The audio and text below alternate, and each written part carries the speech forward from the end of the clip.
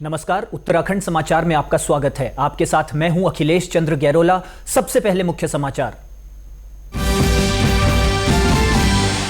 गर्मी बढ़ने के साथ भड़कने लगी जंगलों की आग। वन विभाग ने वरिष्ठ अधिकारियों को नोडल अधिकारी की सौंपी जिम्मेदारी। ग्राम पंचायत तक को विभाग ने जोड़ा अपने साथ।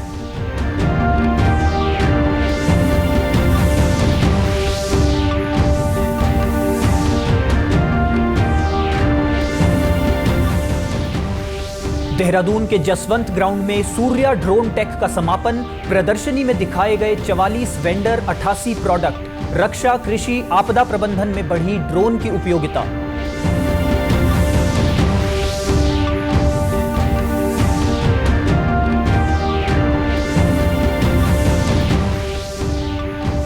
और युवाओं को सैन्य प्रशिक्षण देने के लिए सेवानिवृत्त कैप्टन नारायण सिंह सम्मानित।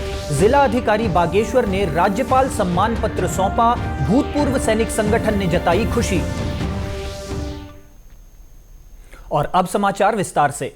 समाज सेवा और युवाओं को सैन्य प्रशिक्षण देने के प्रयास करने वाले बागेश्वर जिले के सेवानिवृत्त कैप्टन नारायण सिंह को राज्यपाल द्वारा सम्मान पत्र और प्रतीक चिन्ह प्रदान किया गया है। कलेक्ट्रेट सभागार में आयोजित सम्मान समारोह में जिला अधिकारी आशीष भटगाई ने कार्यक्रम की अध्यक्षता करते हुए कैप्टन नारायण सिंह को राज्यपाल का सम्मान पत्र और चिन्ह सौंपा। सेवानिवृत्ति के बाद भी कैप्टन नारायण सिंह समाज सेवा में जुटे हैं और युवाओं को भारतीय सेना और पुलिस में भर्ती के लिए निःशुल्क प्रशिक्षण दे रहे हैं। पूर्व सैनिक संगठन द्वारा आयोजित किए गए इस कार्यक्रम में जिला अधिकारी आशीष भटगाई ने कहा कि नारायण सिंह का कार्य वास्तव में अनुकरणीय है। उन्होंने युवाओं को दिशा दी है और समाज को मजबूत किया है। नारायण सिंह जी को यहाँ पे सम्मानित किया गया है। उनको महामहिम राज्यपाल महोदय जी के द्वारा भी एक प्रशंसा पत्र दिया गया है। तो उसी के क्रम में जनपद स्तर पर भी उनके सराहनीय कार्य के लिए उनके द्वारा जो निःशुल्क युवाओं को प्रशिक्षित किया जा रहा है और उनके द्वारा जो प्रशिक्षित युवा हैं, युवतियां हैं, उनके द्वारा भारतीय सेना में, स्थानीय पुलिस में जाकर देश और प्रदेश का नाम रोशन किया जा रहा है। रूनीखेत मोस्ट गांव निवासी कैप्टन नारायण सिंह 2017 से अब तक 300 से अधिक युवाओं को सेना में भेज चुके हैं। इसके साथ ही वे कई बालिकाओं को भी सैन्य सेवाओं के लिए तैयार कर रहे हैं। नारायण सिंह का कहना है कि उन्हें गर्व है कि वो युवाओं को राष्ट्र सेवा की राह पर दिखा रहे हैं। यह सम्मान उनके लिए नहीं बल्कि उन सभी के लिए है जो समर्पण से मेहनत कर रहे हैं। अभी फिलहाल में 150 स्टूडेंट ट्रेनिंग कर रहे हैं। ट्रेनिंग का शेड्यूल यही है, 5 बजे से स्टार्ट होता है। पहले 1.5 घंटा जो है हम फिजिकल वर्क करते हैं, उसके बाद 1.5 घंटा वहीं से पढ़ाई रिटर्न की क्लासेस चलती है और शाम के टाइम पर पूरा गेम होता है। और समय समय पर माउंटेन ट्रेनिंग हफ्ते 15 दिन में वो पहाड़ियों में 5000 फीट की ऊंचाई तक पूरा प्रैक्टिस करते हैं। तो एक बार महामहिम राज्यपाल सर ने जो मुझे अवार्ड प्रदान किया है, ये मेरी ताकत को और बढ़ाएंगे और मेरे को और ये काम करने में मुझे मेरा हौसला को बढ़ाएंगे। भूतपूर्व सैनिक संगठन के सचिव रमेश भंडारी ने कहा कि उनके संगठन को गर्व है कि नारायण सिंह जैसे पूर्व सैनिक आज भी सेवा भावना से कार्य कर रहे हैं।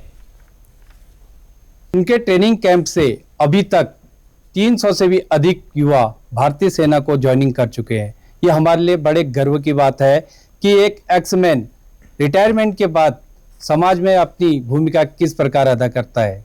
उनके द्वारा प्रशिक्षित किए जा रहे युवाओं में अनेकों अलग अलग पदों पे अपनी सेवाएं दे रहे हैं।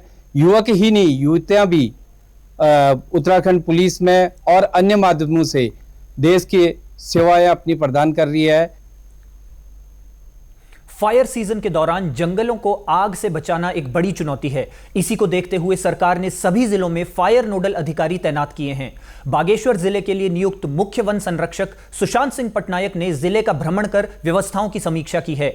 मुख्य वन संरक्षक सुशांत सिंह पटनायक ने अपने बागेश्वर दौरे के दौरान कौसानी, बैजनाथ, हरिद्वार, छीना और कठायतबाड़ा क्रूज स्टेशन का निरीक्षण किया। इसके बाद उन्होंने मास्टर कंट्रोल रूम छतीना और मॉडल क्रूज सेंटर जौलकांडे का भी जायजा लिया। उन्होंने कहा कि जन सहभागिता से जंगलों की आग पर प्रभावी नियंत्रण पाया जा सकता है।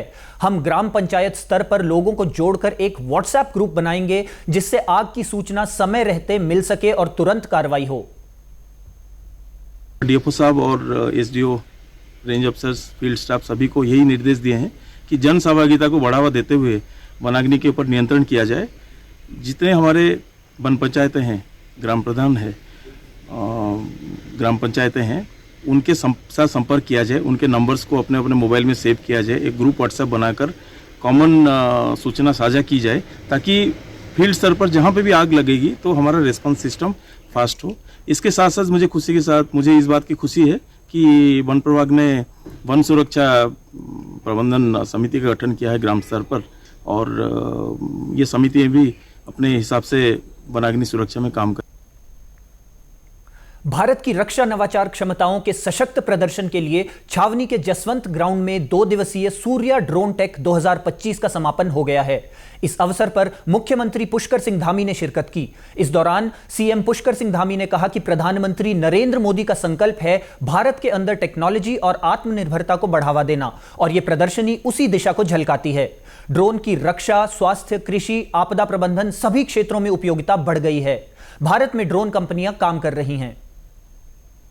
ये ड्रोन का ये जो कार्यक्रम यहाँ पर आयोजित किया गया है, निश्चित रूप से ये हमारे जो भारत के अंदर आज टेक्नोलॉजी के क्षेत्र में और आत्मनिर्भर भारत जो हमारे प्रधानमंत्री श्री नरेंद्र मोदी जी का संकल्प है, उस दिशा में भारत की जो प्रगति हो रही है, उस प्रगति का एक साक्षात उदाहरण है यहाँ पर।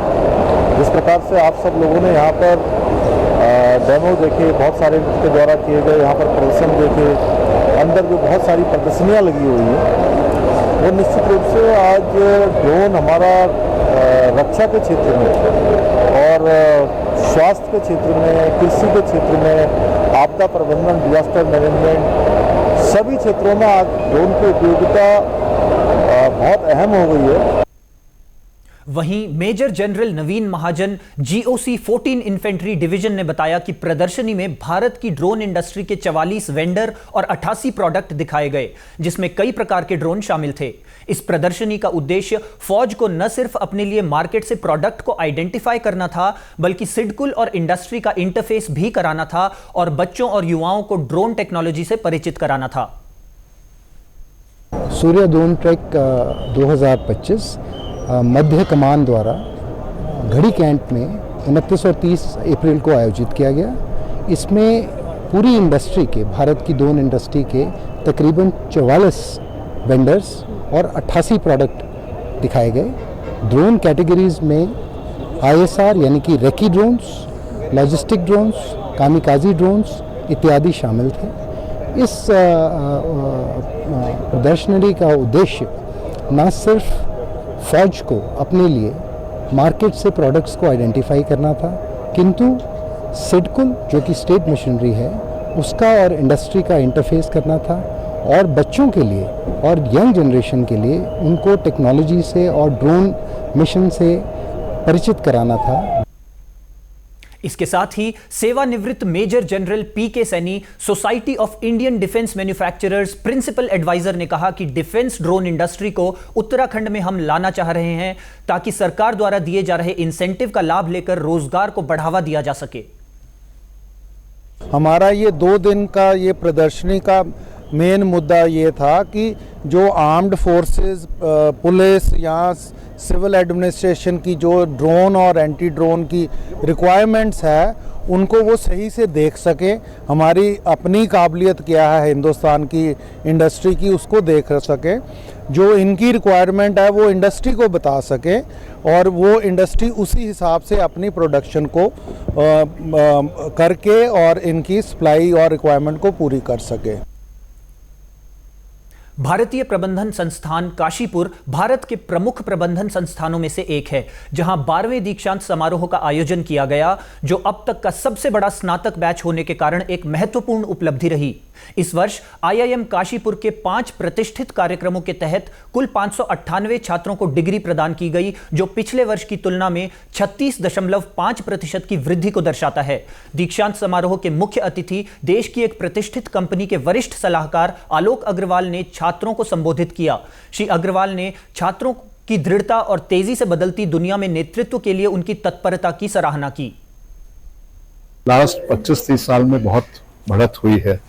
आज हम देखें कि इंफ्रास्ट्रक्चर जो कि एग्रीकल्चर प्रोड्यूस को मार्केट्स में ले जाके वो संभव है, सही उनको भाव मिलते हैं वो भी संभव है। बहुत सारे लोग एग्रीकल्चर एजुकेशन की वजह से नए नए तरीके से इनपुट्स को यूज़ कर रहे हैं। तो इन 15-20 सालों में बहुत फ़र्क आया है एग्रीकल्चर एजुकेशन में भी और एग्रीकल्चर में जो लोग काम कर रहे हैं उनकी उन्नति में भी। इसी के साथ अभी तक के समाचार समाप्त हुए। दूरदर्शन समाचारों से जुड़े रहें। मिलते हैं फिर शाम 6:30 बजे के बुलेटिन में। नमस्कार।